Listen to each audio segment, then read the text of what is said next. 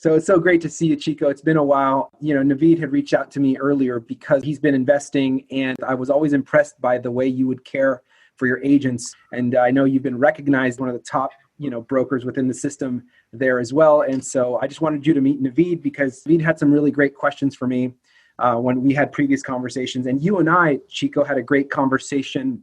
And I thought it would be so awesome if you would be willing to open up and just kind of go through kind of what we talked about. What we think is going to happen with the economy, it's going to go down. The real estate market is going to crash. That's what we are now expecting based on the amount of people that asked for forbearances, and they were given for the first 6 months, March through September, and April through September, and September through next March. That's 6 months. They extended it for another 6 months. It's going to be next March 2021. So we feel there's going to be a lot of opportunities for investors like yourself to buy properties, where at this moment we're fighting like dogs to get a listing to put one of our buyers into escrow, because there's very limited inventory because of the interest rates. We've, on an FHA transaction with 3.5% down, we locked the rate at 2.875 for 30 years, fixed for 30 years. So, that has created a lot of momentum into the market, where the market is extremely, extremely hot at this time. However, that's going to change next year, according to some of the economists that we're listening to that are not in the mainstream media or mainstream economists. There's a guy named Peter Schiff that I love following, and he's talking about how the dollar, because there's a lot of money that's being printed, is going to crash. So we got to get into like silver and gold, blah, blah, blah, right? But, we've been around for so many years that we've seen like 3 different cycles in the real estate business. And every time there's a downturn in our marketplace, that's when we pick up a lot of properties. We either flip, keep, and this way we can make a lot more money.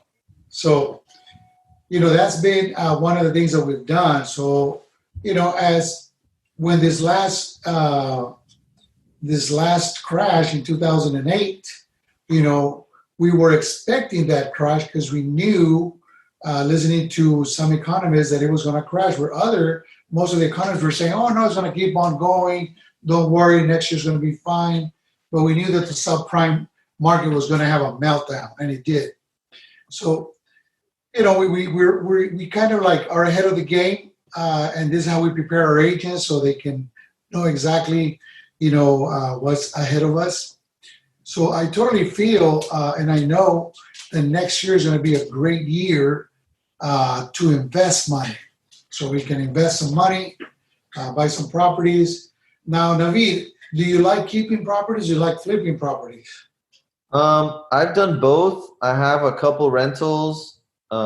Mostly I've been flipping, for the last like 7 years, been flipping single family residences, some condos, a couple multi-units here and there.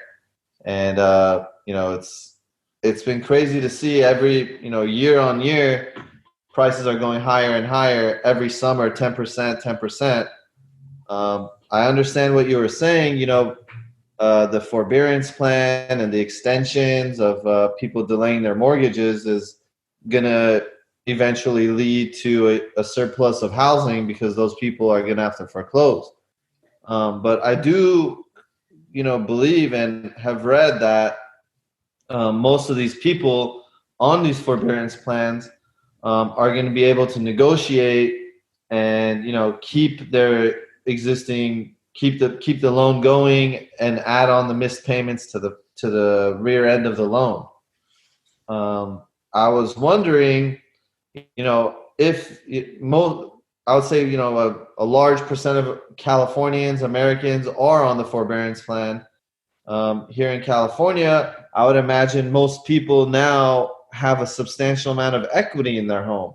So I don't really see, unless, natural disaster or something, the market to straight plummet.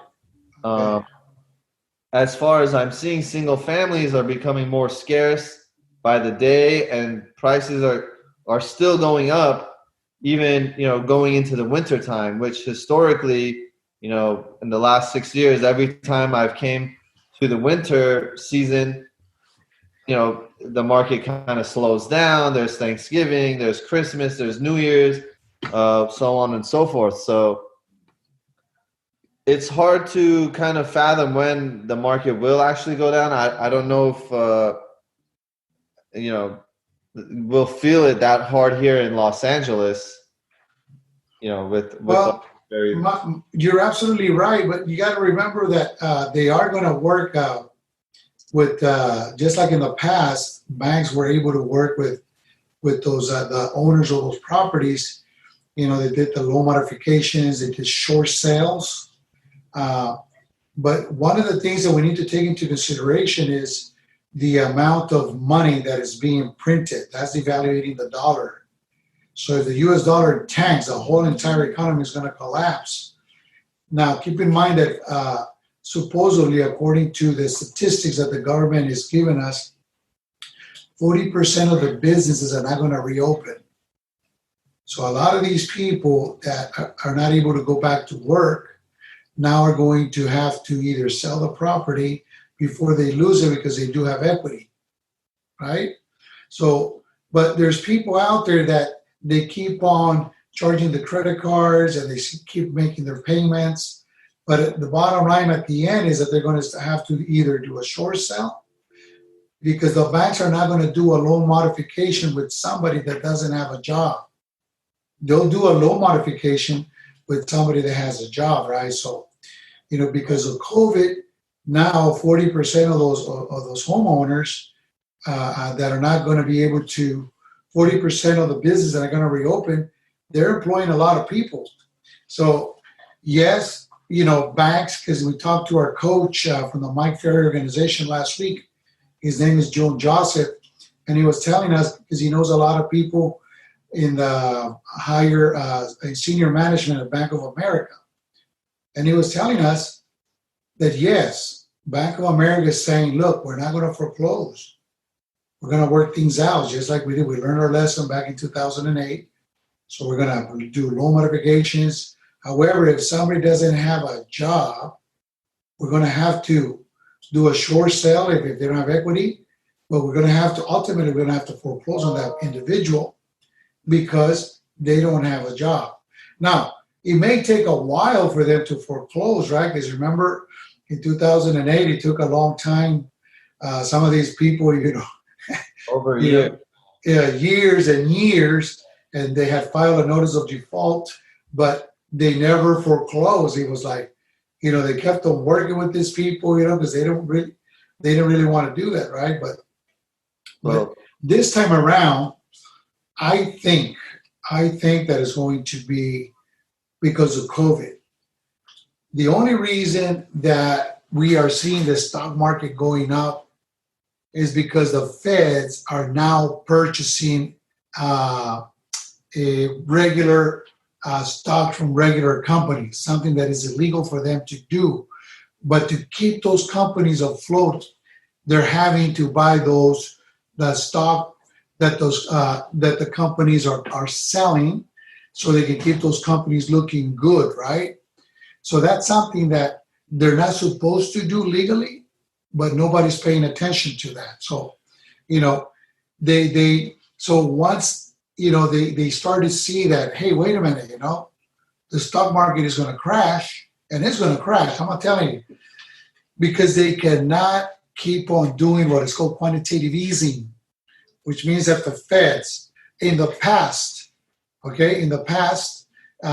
what they've done is they allow the economy to recover on its own.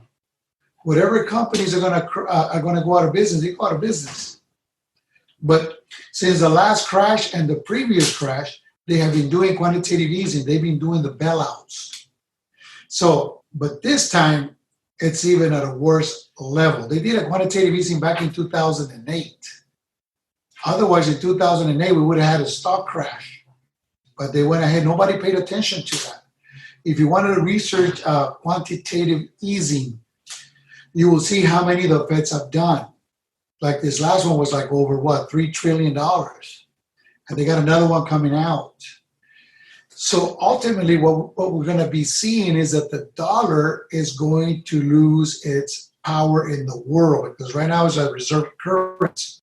But once governments are starting to see, hey, wait a minute, this is only paper, and these people are printing money like if there's no tomorrow. And then the Federal Reserve Chairman Powell, he said, hey, we're going to keep this going.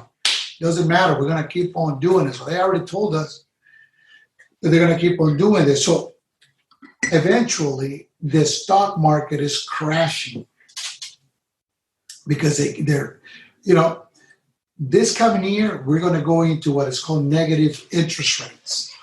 Negative. Have you heard of negative interest rates, Hector? Yeah. Yeah. What's your take on negative interest rates? I mean, what do you think it is? Well, go ahead, Navid. When we are, it's the inflation of money amongst the consumers, amongst people, that the government is, somehow taking money from our funds. Needs to take the amount of liquid cash out there needs to be reduced for the economy to perpetuate properly. Okay, what's your take, Hector? I haven't looked at it in a minute, so I don't really have a take on it. Okay, so here's a simple, Germany's doing it already. They're in negative rates, and also Japan. And basically, what it is if you're gonna borrow, if I was going to lend you $1,000, Hector, for a week's time, and I said, Hector, just pay me $50. I'll charge you some interest for a week. I'll make $50. You get $1,000. And then that's a pretty good deal, right? Because you say, hey, that's not a problem, Chico. I'll pay you $50. How about, but then if it's an even, Hector, I'll do you a favor. I'll lend you $1,000, but I won't charge you any interest rate. That's even better for you, right? But how about if I tell you, Hector, I'll lend you $1,000, and all you got to pay me is $950. You think that's wise on my part? Because I loaned you $1,000 and you're only going to pay me back $950, so I'm going to be off by $50. Mm-hmm. So the government the government of Japan and Germany, they're already doing that with the banks because they want to keep everything afloat. So what they're doing is a central bank is saying to the banks, hey, I'll lend you the money, and I don't care if I lose the money, because those are negative rates. So the U.S. is going to go into negative rates this coming year just to try to keep things afloat, but they won't be able to. So there's a major disaster. Now, there's something else, too, that people don't talk about, and it has to do with the 90-year cycle of a depression. Ever since the stock market was open back in the 1700s in the U.S. and earlier in Europe, every 90 years, there is a depression. Our last depression was back in 1929, and it lasted to 1932. So if you add 1929, right, to 2019, that's 90-year cycle right there. It's a 90-year cycle. Now, COVID came in and messed things even worse. But this thing was already happening. If you notice, Navid, prior to COVID, we were in a recession already. We were already in a recession, right? And now we're into a major recession going into a depression. Now, that's something that people don't talk about, the cycle of the 90-year depressions. So it's just, we got to be ready. I understand that, right now, I was telling Hector, I don't, right now I'm not buying properties. I mean, if I get a property that is priced right, where I don't have to do much work to it, and I'll make me a quick 30, I'll be happy with that. But it's got to be in and out. It can't be where I got to be pulling permits. I'm still seeing a lot of developers in the market. People still buying, building new builds that are, projects that are going to be, 1, 2, 3 years before they're complete. They're still doing it. There's a investor over here on my block. He just bought a house for $650. He tore it down and he's building, a monster. And I was talking to him, and his idea is that the extreme shortage of single family isn't going to go away. That's correct. But obviously, everything tanks. So I mean, back in 2008, we were still selling homes. 2007, people were still buying rehab properties. I mean, I can tell you this much, Navid. There were a lot of my friend investors that got stuck with properties and they lost it all. I mean, they lost it all. However, the same investors, since they know how to do it and they know how to get where to go get the money, they came back after that crash. So yes, there's people doing it now and they're going to keep on doing it because, number one, they're listening to mainstream media where they're saying, oh, everything's going to, Southern California, the economy is going to be okay. So we believe those things, but then we're in the inside where we're saying, hey, wait a minute, we've heard that in the past. So we just want to be careful because, I would tell you right now, Navid, if you want to buy a piece of property, you're going to go in and out, buy it, But if you're going to be like your friend where he's going to demolish a house and he's got a 2-year project going on, I wouldn't advise that to my clients because I wouldn't do it. Why would I want somebody to do it where they're going to be getting burnt later on? Now, the chances are better that the market crashes than it's going to go up because of the economic conditions that we're seeing. I mean, have you ever seen, the U.S. debt clock on the internet? Yeah, I know I know those numbers are nuts. I've seen them. It's and it's ridiculous. Unfortunately, nobody's paying attention to that. There's a lot of people check this out, Navid, Hector. Has anybody during the election, you hear Trump or you hear Biden, has anybody any of the questions that were addressed to them, or have they spoken out what they're going to do about the deficit? No, they really have not. They haven't, man. They haven't. What they've been saying, but nothing about that. So they haven't, but it is a major problem that we're going to be facing, especially with Social Security. Social Security may go broke by the year 2023, I believe. May go broke where they're like, hey, we ain't got no more money. What are you going to do? So, so the theory is let's print more money. Let's digitize money so we don't have to go into trouble.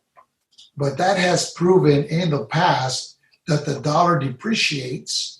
So then there's going to be a dollar crash. It has to, because all the money they printed, is going to cause inflation. We're finally going to see inflation, and at the worst part with the rates being so low, I understand where the outcome, you have to assume the outcome is going to be bad.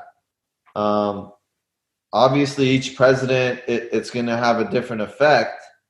And who knows what kind of bailout they're going to do for homeowners or for banks and all that. But in the end, where real estate falls into play is, I think, investing in real estate is still a more secure way to hold your money safe than to put it into stocks or, put it into a business or to put it into the banks for rates or to put under your mattress. Real estate at the end of the day, it's real property.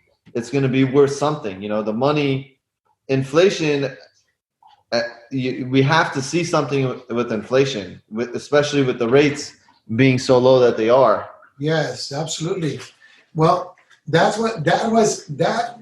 has been the fault of the feds, because when we had that crash in 2008, because they did not allow the market to correct its on its own, then we all of a sudden we started seeing what? Prices going up, where they surpassed the value of homes more than in 2007. So, it's Technically, the Fed's fault. I mean, it's been a good ride for us, because, like for our agents, commission wise, we were selling houses in 2007 for $500,000. That same home dropped in 2010. It was already down to 200,000. So our commissions were like based on 200,000 instead of $500,000, right? But then all of a sudden, we started seeing 20-25% appreciation every year, and then 10%, 6% is the normal, 6.9 LA County. If we got a 6% appreciation in LA County, that is normal. mm-hmm. But then to see 20, 25 in 1 year, all of a sudden we got back to where we surpassed where we used to be back in 2007, right? Well, yeah, a lot of people bring that argument to me saying, our prices are higher now than in 2007. However, that was 13 years ago. So technically, they should be higher now. So are the prices that high in value right now? I look around the houses in the valley, Reseda, Canoga Park, Winnetka, 6, 7, 800, and you go into the inner city, South Central LA, they're about the same price. So it doesn't really, it's hard to find out when and how these prices, especially, in the better parts of Los Angeles, are going to come down without, what you were talking about, without the banks having to do short sales because people don't have jobs, or, in my opinion, a natural disaster or something of the sort. Yes. Well, I can tell you this much. There's a guy that I want you to look up. This guy, Navid. He's a very well-known economist, but he's very controversial. And his name is Peter Schiff. Have you heard of him? I haven't heard of him. I wrote his name down in the notes you were talking about earlier.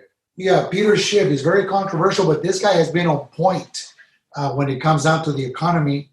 People don't like him as much because he'll give you math, he'll give you numbers, right? But he's a really good guy to follow and to learn from, because he's not like the same opinion of the mainstream where it's saying, oh, everything's going to be fine, the economy's going to be fine. He predicted the crash of 2008. When everybody else was saying on Bloomberg or MSNBC Business, oh no, next year the economy is going to be well. He's this guy. No, it's going to crash because it's toxic loans, blah blah blah.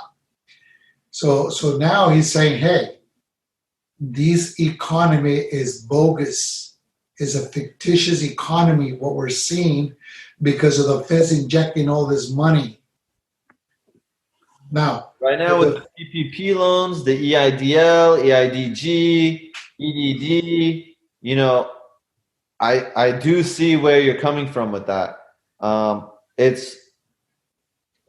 the same time, you see so many people with so much cash. Everyone in LA, they have money. I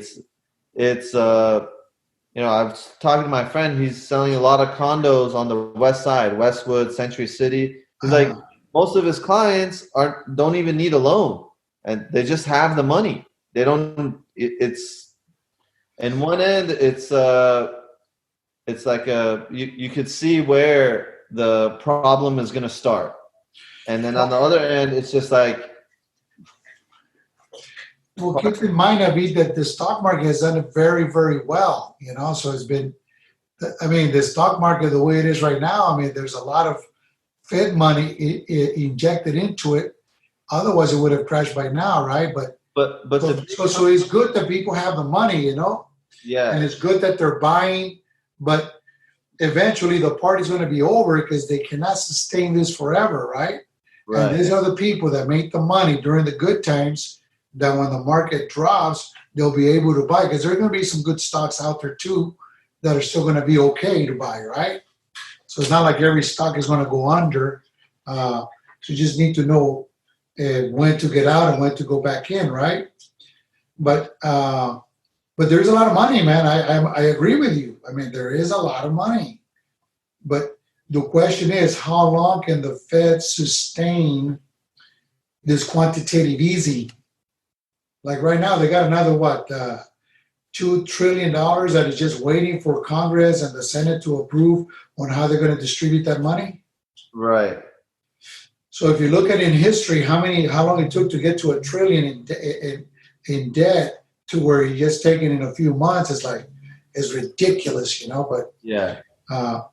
But people, fortunately enough, when we listen to people that are telling us, hey, you guys got to be careful with this and that, that may come to benefit us, because we're not going to be stuck with properties where we're going to lose its value. Now we have to sell them cheaper and end up losing some money, maybe, So I'm telling all my friends, hey, if you got any real estate right now that you need to get rid of it now, because you can get some top dollar for your properties. Yeah, but on the other end, if for example, I have almost double the amount of equity in my house than I did when I bought it, of course, 4 or 5 years ago. But if I sell it, let's say I sell it 800-900, where am I going to go? I have to go buy something of equal or rent something of equal. So it's yes, like, absolutely. That's what we're recommending to our regular sellers. And some sellers are taking, because remember, they lost their homes back in the days. Some of them sold high too, and they had maybe 2 properties, right? But anyway, so we're telling that to some of our sellers to sell now and go rent. That's what we told them back in 2007, 2006, when we saw the storm coming. And then in 2007 is they did away with the subprime lending. So so nowadays we're telling the same message. Tell your sellers to go to sell high and go rent. Now, if you're married, you can have $500,000 tax shelter on a 121, right? Where you live 2 out of the last 5 years on your property, guess what? You can take advantage of that tax benefit, right, where you can, have $500,000 without having paying any taxes, Right. So, and then if you need to do a 1031 exchange, that's a totally different ballgame, right? That's up to the individual. Do you think that, for example, you're talking about, 2008, 7, 8, and 9, that crash, the houses came from 500K to, in the 2s. Yes. More that was than like a 60%. That happened in our marketplace. Our marketplace, Southeast area. Do you think that it's going to be a 60% crash? This time, because of the depression, because there's going to be a depression, it's going to be worse than the 60%. Remember, that was considered a great recession. So this time around is going to be a great depression. So I believe that may go up to like 80%, not 60, but 80%. That's my take. That is going to go more than the last one. How could that be possible? Let's say it does go down to 80%. That would be, taking into account inflation, that'll be almost like free. You know what I mean? Because the dollar has lost value, like you said, minimum wage went from $10 to now like almost $15. It's because $10 doesn't get you a cheeseburger anymore. Now you need 15. Yes. The same thing with affordable housing, all that. I just don't see how it could make sense to come down with the 80. Anything over like even 30% sounds kind of. Well, if you look at the statistics, the because of subprime, because of mortgage loans only. Listen to this, mortgage loans only. We were able to drop 60%. So if you look at the history, let's say in general in LA County dropped 50%. So we're only talking about a 30%, a Great Recession versus a Great Depression, right? So it doesn't make any sense because nobody believed it back in the days, 2007, 2008. Agreed. If you would have, we would tell our clients, hey, the market's going to crash, you're going to lose 50%. Are you crazy? And what? It ended up happening, right? So now because of COVID, going into this winter months, this thing is going to get even worse, right? Because, the way it has been handled in this country hasn't been the best way possible. So there's a lot more COVID that's going to go around during the wintertime. So what's the best shutdown? I shut down again. I don't know if you heard, but Great Britain just announced that they're going to be shutting down for a few days, right? Yeah. I heard that. So now having Biden win the elections, who knows if he's going to do the same, where he's going to say, hey, I'm going to shut down for a month or two because it's out of whack, right? So, but it is going to drop, man. So my advice would be, Navid, if you're thinking about buying, you can buy now, but buy something where you're going to go in and out. But if you're thinking about doing what your friend is doing or that investor is doing, where they're going to knock definitely property down and build something new because it's going to flip that property. Yeah, no. Right now, I need to put money somewhere. So I'm leaning towards affordable housing. I'm trying to tie up some multi-units under contract right now and pretty much, kind of make the decision after the election whether or not I'm going to end up closing on them or not, and most likely, based on the cap rate, I think as long as an income property is paying rents and you're making your income, you're not going to feel that huge deduction, that huge loss of value when the market does crash than you would in a single family or a condo, Yes, but just keep that in mind too, Navid, that, we got some crazy laws, right? Right now, people, you can't do evictions. So if you got a mortgage payment where you're closing on a multi-unit building and you're not getting any income because of the laws, then who's going to be paying that mortgage? Right. So you want to make sure that you do, set some money aside just in the event that some of those tenants are able to meet their obligation because they're taking, refuge in those laws, right? Sooner or later they have to pay you, but in the meantime, you still got to make that mortgage payment. Yeah. I mean, what kind of a cap are you talking about that you're getting on that one that you may want to be getting? So I'm currently trying to buy one in North Hollywood right now. It's a 3-unit. I'm hoping to get one of the tenants out who's occupying the largest unit, which is a 3-bedroom, 2-bath.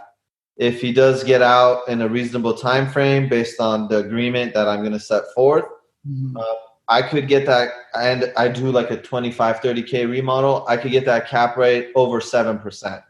Okay. That's a good cap rate. Just that one tenant. Now, there are still 2 other units that their rents are almost 50% below, average market value, rent, which could also, it's hard to tell. I already got a feeling from that one tenant. Most likely I'll be able to negotiate with him, but the other tenants are maybe. And I think as far as, just the property value goes, it could turn out to be a win. Very good. So at 7% cap rate, that's good. What is the gross multiplier that you're getting in that Hollywood property right now? I think it's right around 13 or 14. Okay, that's good. Yeah, that's a good one. Property. We're getting here in our southeast area. We're getting gross multipliers of like 14 times, 15 times. Sometimes we go up as high as 20 times. Yeah, less more, high class area, I guess, you could say, the cap rates are higher. I've been looking at even new builds in Long Beach area, Hawthorne. Those cap rates are easily 5-6%, but you have difficulty with tenants and things like that. Yeah. It's a little bit more harder to deal, of course. Yes. One thing I'm going to tell you is do not deal with, if you got tenants, rent control, you're going to be taking over.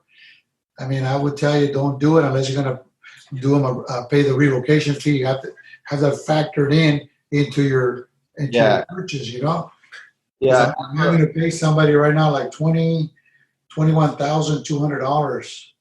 I had an attorney write up a couple contracts, basically stating that I'm going to be putting relocation monies into a type of trust account, and I'm signing it, notarizing it through escrow. The tenant's going to notarize it, and those monies are going to be held until after close of escrow. Will, upon written, and I have to physically verify that they moved out. Those funds will get dispersed to them. So it's all, it's pretty new right now. I'm just waiting to see what will happen. I just found a little bit of wiggle room within multi-units, and I've been trying to capitalize on it because I have had zero luck finding my usual bread and butter single family and condo. Yes, it's somewhat challenging right now. It's not like they're not. I mean, everybody wants to buy them, right? There's a lot of buyers, like you said, people's got money and blah blah blah. But it's somewhat of a difficulty right now to find them, because they're scarce, inventory scarce as it is, So Can you imagine a good bone comes on the streets, man?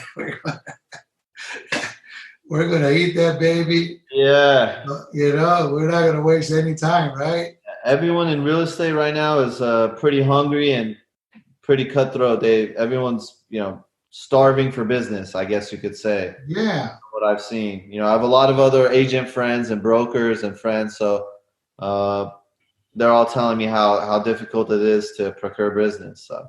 Well, it is. But like I tell the agents, I said, listen, man, if you hustle every day, you're making your contacts, you're establishing conversations, because you got to have a business plan. And if you're doing that, and then you leave follow-up set appointments, and you go on those appointments, and you're able to learn the scripts on what to say, how to respond to people, right? Yeah. Then you're able to get that listing contract or get that buyer contract. But, if you don't, the beginning is prospecting, right? Well, actually, I think the beginning is the mindset, right?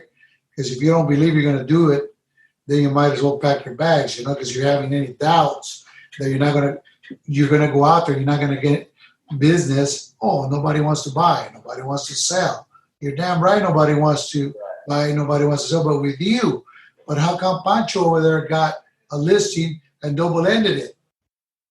Because he's out there, right, hustling. You're not. So, it is challenging right now because of the lack of inventory, but at the same time, people are still listing. People, if we're out there, we're going to get something, right? So that's good. Any questions for me, Navid? I was trying to get a feel from, where you would, let's say you had $1 million cash right now sitting in an account at Wells Fargo or whatever, earning whatever they're paying 0.2%, basically crap. What would you do to maximize your return on that money, and not let it go to waste? Okay, but would you like to? But here's a question, Navid. But do you want to put that money to work for you for let's say 10 years? Because I can tell you there are companies out there that have been around for 100 years where they'll take that money, okay? They'll pay you 10% interest rate, 10% is on an annuity, and they'll give you a 20% bonus. So if you put 100,000, they'll give you 120,000, but you need to leave that money there for 10 years. okay, on an annuity. So they'll take that money and they'll work it. You won't have to take the risk. And your principal is always secured. In other words, you would not lose that $100,000. You may lose the $20,000, but not the $100,000. Right. On that annuity. So there are companies out there, but if you're going to need the money, let's say, in a year's time or 2 years' time, then that's not good for you because you need to leave that money for 10 years. Otherwise, you get penalized, Need a slight, liquidation capability. I was talking to someone who's selling trust deeds. So I was thinking about purchasing trust deeds, basically notes on properties. Well, you could, but you got to look at, it's a good, there's people that dedicate themselves to buying trust deeds, but you got to be careful with that because remember, if the market crashes 80%, what are you going to be holding, Yeah, that's the thing. If you're expecting an 80% crash, then real estate is definitely not a safe haven. So to answer your questions, there are annuities out there where you can put that money and I can connect you with somebody. He can talk to you about those annuities. Now, there is something else that is humongously big. If you have a net worth of $5 million, okay, and you can purchase a policy, you got to have $250,000 cash. You buy a policy, create a trust, and then you could come in and lend that money to an insurance company where they're going to pay you a fixed amount on interest rate where you're paying the bank a little bit. So you make that spread.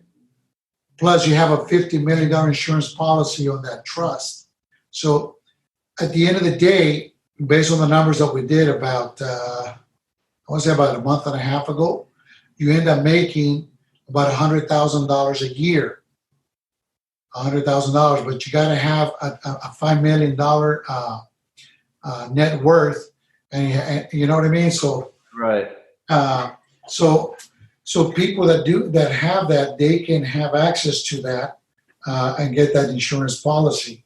So there are things out there that a lot of times you don't get to hear because if you tell somebody, hey, you can get 10%, man, on an annuity with a company's been around for 100 years, they're like, what? Wells Fargo's only been paying 0.5%, not even 1%.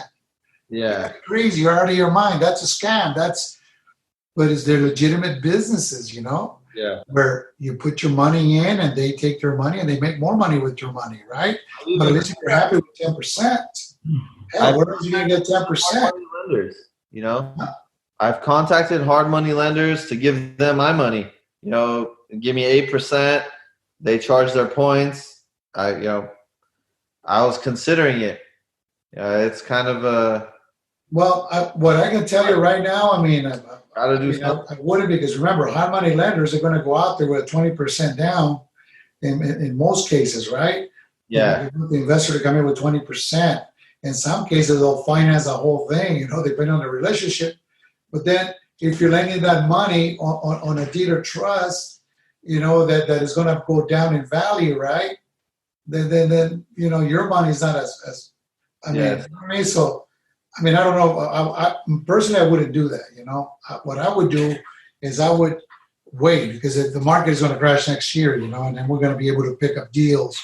But if that doesn't happen, what we've done also, Navid, is you got to get some gold and you got to get some silver. Silver, because of the price today, it's a lot better than gold. Because they're saying that silver is going to go up in value many, many times over. So silver would be a good way for you to park some of that money. And it doesn't create you any. It's like an insurance blanket for you and your family, right? Because if you got $1 million and the dollar's going to crash, and all of a sudden that $1 million is only going to be worth buying power of $100,000, shit, man, what's going to happen then? Yeah. So what you want to do is you want to buy silver and you want to buy gold. More silver than gold. You got to have it literally because that's your insurance policy. So are you talking about like physical or physical? No, you can buy stocks. Stocks are going to go up because of people are demanding. A lot of governments are buying gold right now, and hedge funds, they're buying a lot of gold. But you can also buy stocks in gold mining stocks. You can buy those because they're going to go up. But physical silver, physical gold, and stocks. That's what you want to get. But you got to listen to Peter Schiff, and also there's another gentleman called Mike Maloney. Mike Maloney. I love that guy because he gives you a lot of graphs, when he explains things. So it's good. But you may want to park some of that money, Navid, into some silver. They recommend like 10% of your money, you should be parking it in gold and silver. And you won't regret it based on how the dollar's going to crash. And we may just go back to money, backing currency, the fiat, with gold. We may go back to those old days. Right. So we may have to do that, but you may want to do that, but you got to research it. I've done that, I bought some silver and I bought some gold because, if you get $100,000 and right now, you buy a gold, a silver coin, an eagle, right? Produced by the U.S. Mint. It's about 29 something, $30. You're going to find it. But, that may go up to $120, $150. They're talking about, gold is about 1900 right now.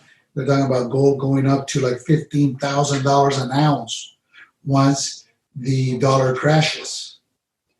So if you get, $100,000, shit, at 2,000, Universally used worldwide, it's not, it can't crash unless the world basically crashes, kind of thing. Yeah. So it's the money of kings, the money of kings. So, I've done that because I want to be able to have an insurance policy because, if what good does it do if I have $1 million in the bank and all of a sudden that money just went down to $500,000 buying power? I just lost $500,000. Now, has that happened in other countries? Zimbabwe, hyperinflation, right? Look what's happening what happened in Greece, Cyprus, right? Mexico, our neighbor, Argentina, right? Venezuela, bro. It's funny, I got to see a video on YouTube about maybe 2-3 months ago, or last year. I think it was last year in the summertime. This Russian gentleman went to Venezuela, and he's showing, what he can get with as many bolivares, which is their national currency, right? Their currency, bolivares. So he buys a chicken, and then they have to stack up all these bolivares on top of the scale. Like stacks of bolivares, and then look, guys, I need all this money, all these bills to buy a chicken. And that's going to happen, man, with the dollar. People don't believe that because they're like, the dollar is the world currency. Yes, it is for now. But I don't know for how long more because they're printing all this money. So eventually other governments are going to wake up to the fact, wait a minute, what's going on here? I agree. At some point, something has to happen. And it will, man, but we got to be ready for that. So listen to that guy, Peter Schiff. I got some of their info already coming up. Did you see The Big Short?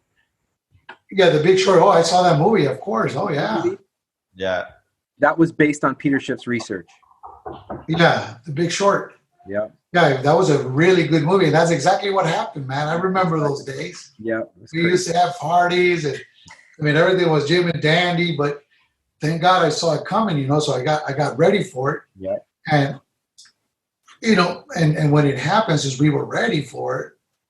Because a lot of our friend brokers, I don't know if you remember, man, but a lot of our friend brokers, they went under, man. They were like shutting offices. There were people with like 5 offices, 6 offices. You My know, office where went from they 2 obviously offices to was 1 office back nonstop. then. Yeah, Remember that? I was there. And they just like went under like a speeding bullet without touching the sides. Yeah. Hey, I got one question for you, Chico, about crypto. Are you doing any crypto investing at all? You know, I follow Peter Schiff, and he doesn't believe in cryptocurrencies. He doesn't. So I'm sticking with him. You know, I know that there's another guy that's really good is Ray Dalio. Yeah, Ray Ray Dalio. Dalio. Mm-hmm. He runs one of the large Bridgewater hedge fund, one of the largest in the world.